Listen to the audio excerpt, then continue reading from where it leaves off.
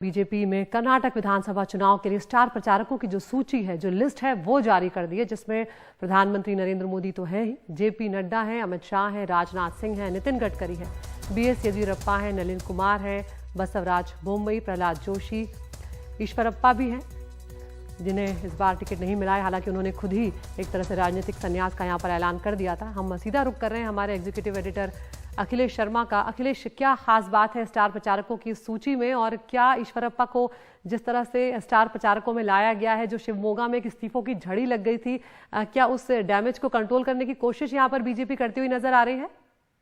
देखिए, 40 स्टार प्रचारकों की सूची बीजेपी ने चुनाव आयोग को भेज दी है। आप जानते हैं कि जो स्टार प्रचारक होते हैं उनके चुनाव प्रचार का खर्चा उम्मीदवार के खर्चे में नहीं जुड़ता है, तो इसलिए ये काफी महत्वपूर्ण होता है और इसीलिए स्टार प्रचारकों की सूची हर जो राष्ट्रीय राजनीतिक दल है उसे चुनाव आयोग को सौंपनी होती है।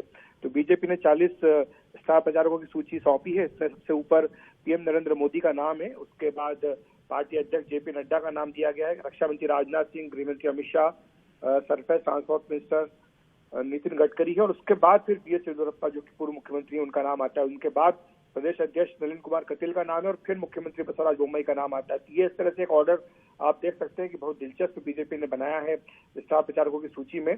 और के एस ईश्वरप्पा जो कि पत्र लिखकर ये कह चुके थे कि वो इस बार चुनाव नहीं लड़ना चाहते हैं, उन्हें भी स्टार प्रचारकों की सूची में जगह दी गई है। इसके साथ साथ हमने देखा कि अब जो उत्तर प्रदेश के मुख्यमंत्री योगी आदित्यनाथ है वो प्रमुखता से अन्य राज्यों में बीजेपी के लिए प्रचार करते हैं, उनका नाम भी सूची में डाला गया है।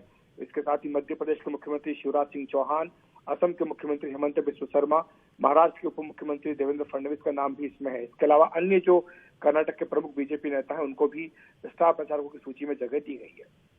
बिल्कुल अखिलेश, हम यहाँ पर ये भी देख रहे हैं कि दोनों ही पार्टियां एक दूसरे पर भ्रष्टाचार के आरोप लगा रही हैं। वीडियो भी जारी किए गए हैं जिसमें 40% कमीशन सरकार के तंज कसे जा रहे हैं या फिर 420 सरकार के तंज कसे जा रहे हैं। तो इस बार ऐसा लग रहा है अखिलेश क्या कि इस बार भ्रष्टाचार को ही दोनों पार्टियां सबसे बड़ा चुनावी मुद्दा बनाने वाली है?